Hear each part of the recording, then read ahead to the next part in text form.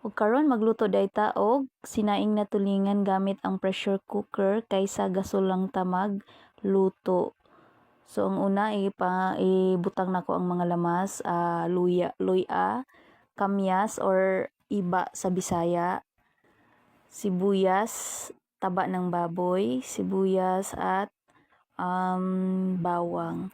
So paghuman ibutang na nato ang atong mga gipislat or gipitpit nga mga tulingan. O, gibutangan din akong dahon ng ulo para dili siya madugmok.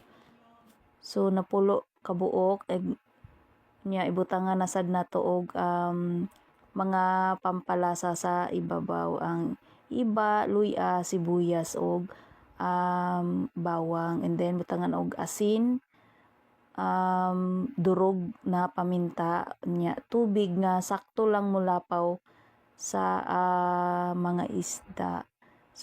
So paghuman nato ingana gi pressure cooker nako og usa ka oras ug tunga, so gitanggal na nako ang takob sa pressure cooker og gialis na nako og taklob nga kanang nay musingaw.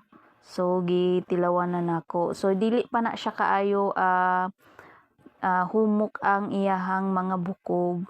So gipabukalan gihapon na nako siya, hinay ra kaayo, and then nagdugang sad ko og tubig og asin para mas mo pabukalan pa siya og dugay-dugay para muhumok ang iyang mga bukog-bukog. So mao na ni ang resulta.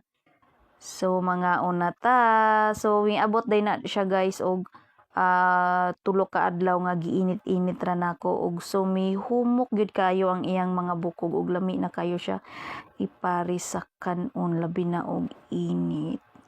Mga unta.